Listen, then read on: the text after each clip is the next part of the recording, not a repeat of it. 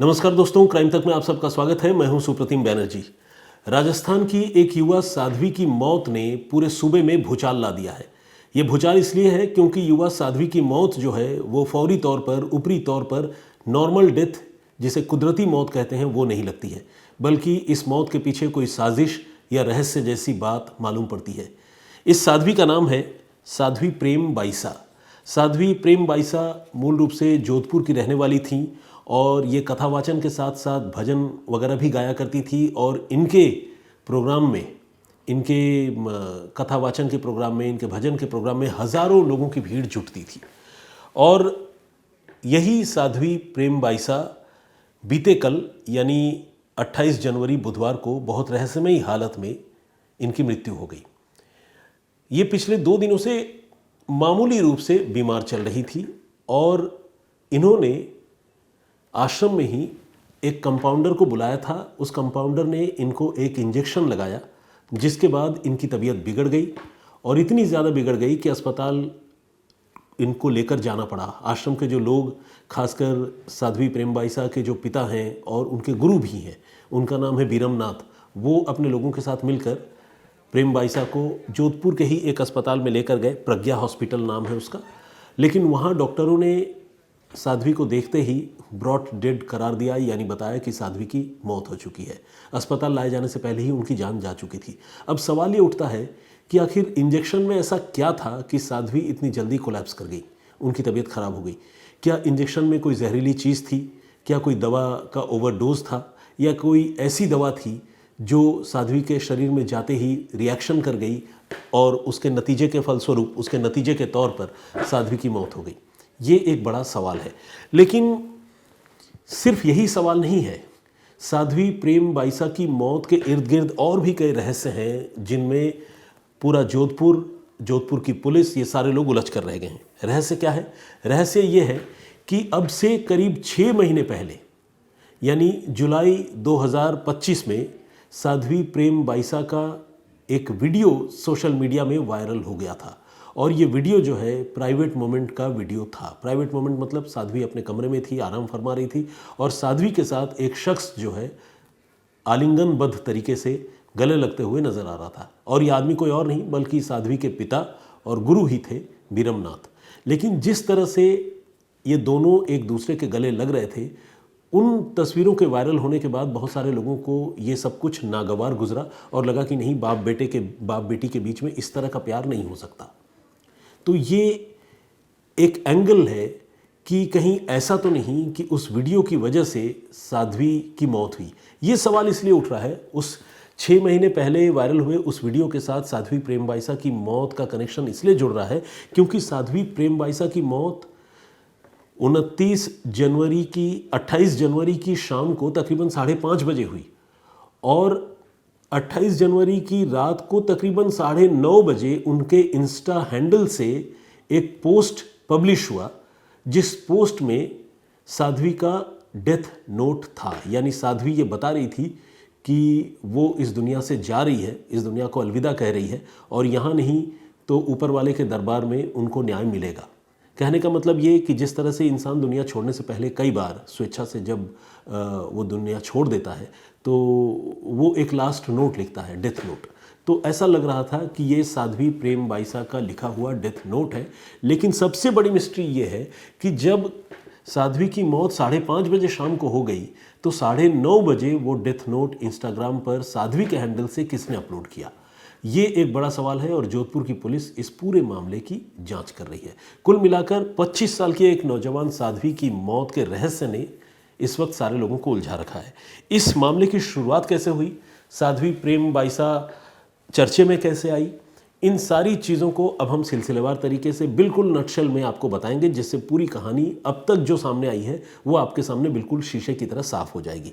साध्वी प्रेम बाईसा, जैसा कि मैंने आपको बताया, जोधपुर की रहने वाली हैं और वहाँ साधना कुटीर नाम का एक आश्रम है, उस आश्रम में इनकी रिहाइश है। 25 साल की इनकी उम्र है और ये अपने आप को बाल संत के तौर पर या बाल साध्वी के तौर पर प्रचारित करती हैं। साध्वी प्रेम बाईसा के जो पिता हैं बीरमनाथ, वो भी एक साधु हैं, वो भी भगवा वस्त्र पहनते हैं। वो पिता होने के साथ साथ साध्वी प्रेम बाईसा के गुरु भी हैं। साध्वी का व्यक्तित्व जो है वो काफ़ी आकर्षक था और वो जब लोगों को संबोधित करती थी, धर्म और आध्यात्म की बातें बताती थी, तो लोग जो हैं उसे बहुत गौर से सुनते थे। यही वजह है कि साध्वी प्रेमवाइसा जो है वो लोगों के बीच में, खासकर अपने अनुयायियों के बीच में काफ़ी लोकप्रिय थी। लेकिन अचानक साध्वी प्रेमवाइसा की लाइफ स्टोरी में एक ट्विस्ट आ गया और ये ट्विस्ट आया 13 जुलाई 2025 को। हुआ ये कि 13 जुलाई 2025 को साध्वी का एक वीडियो सोशल मीडिया पर वायरल होने लगा।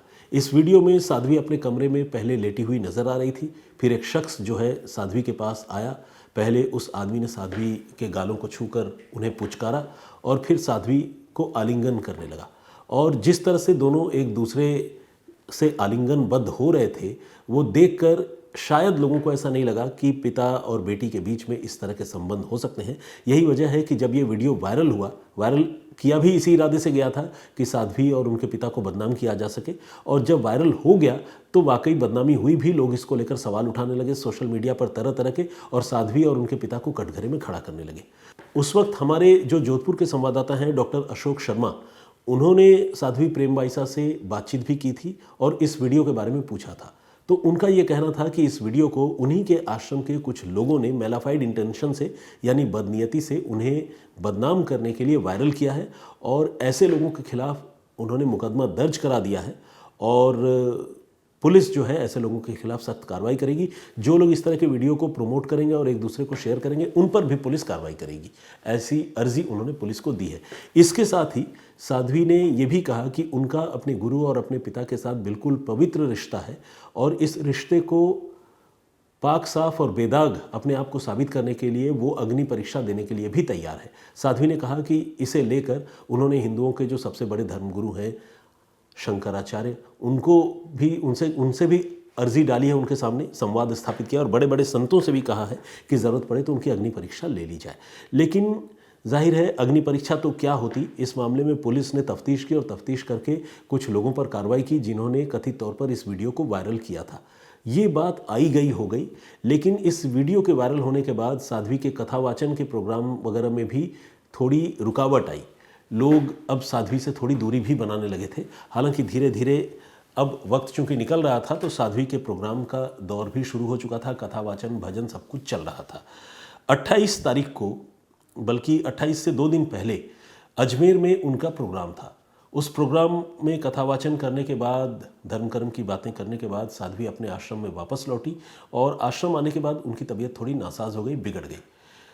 2 दिनों तक उन्होंने आश्रम में ही आराम किया और तीसरे दिन यानी 28 जनवरी की दोपहर को उन्होंने एक कंपाउंडर को आश्रम में बुलाया और कंपाउंडर को बुलाने के बाद उस कंपाउंडर ने साध्वी का ट्रीटमेंट करने के इरादे से उनको एक इंजेक्शन लगाया। मगर दुर्भाग्य ये रहा कि इंजेक्शन लगने के तुरंत बाद साध्वी की तबीयत काफ़ी ख़राब हो गई और उनके हाथ पांव बिल्कुल ढीले पड़ गए। साध्वी के पिता वीरमनाथ और गुरु वीरमनाथ जब इन्होंने ये चीज़ देखी और आश्रम के लोगों ने जब देखा कि साध्वी की तबीयत काफ़ी बिगड़ गई है, तो साध्वी को वो उठाकर ले गए प्रज्ञा अस्पताल, जोधपुर के एक निजी अस्पताल में।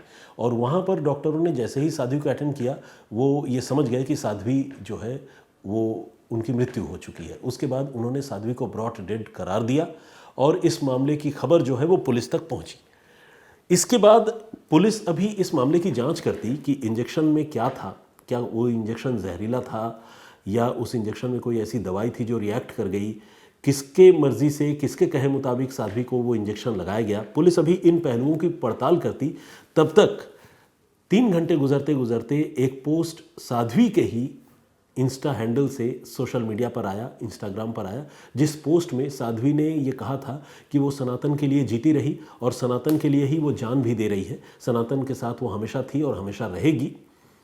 और उन्होंने कहा कि वो दुनिया को हमेशा के लिए अलविदा कह रही हैं, लेकिन उन्होंने ये भी बताया कि वो अपने आप को सही साबित करने के लिए और अपनी बेगुनाही साबित करने के लिए वो अग्नि परीक्षा भी देना चाहती थी, लेकिन वो हो नहीं सका तो कुदरत को कुछ और मंजूर था।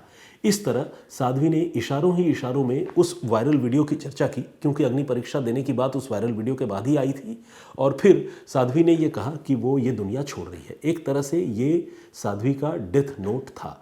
लेकिन सबसे बड़ा सवाल और सबसे क्रूशियल पॉइंट ये है कि एक शख्स जो इस दुनिया से जा चुका है, जिसके इस दुनिया से गए हुए 3 घंटे का वक्त गुजर चुका है, उसके बाद उसके इंस्टा हैंडल से अगर कोई ये डेथ नोट पब्लिश करता है और ये डेथ नोट पोस्ट करता है, तो फिर उसके मायने क्या है? कहीं ऐसा तो नहीं कि साध्वी प्रेमबाईसा की मौत को एक कहीं ऐसा तो नहीं कि साध्वी प्रेमबाईसा की मौत को इच्छा से उनके द्वारा चुनी गई मौत दिखाने के लिए ये डेथ नोट सोशल मीडिया पर पोस्ट किया गया? कहीं ऐसा तो नहीं कि साध्वी प्रेमबाईसा के साथ कोई साजिश हुई और उनकी जान ले ली गई? ये एक बहुत बड़ा सवाल है। तो जाहिर है अब पुलिस इस मामले की जांच कर रही है और इस मामले में जांच का सबसे अहम पहलू जो है साध्वी का पोस्टमार्टम, उनके शव का पोस्टमार्टम किया जाना भी है। और जोधपुर पुलिस ने शव का पोस्टमार्टम भी करवाया है। मगर यहाँ एक पेंच ये भी है कि शव का पोस्टमार्टम करवाने से साध्वी के पिता बीरमनाथ वो मना कर रहे थे, जबकि जो साध्वी के अनुयायी थे वो इस बात पर अड़े थे कि साध्वी का पोस्टमार्टम होना चाहिए। इससे सच सामने आ सकेगा कि इंजेक्शन के नाम पर साध्वी को कौन सी दवाई दी गई।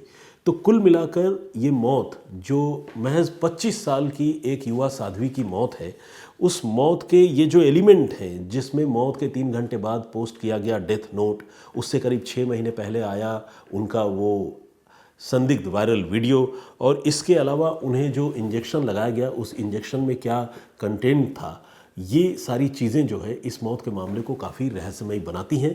और जब तक पुलिस की तफ्तीश में इन बातों का सच सामने नहीं आएगा तब तक साध्वी की मौत का रहस्य जो है वो बरकरार रहेगा।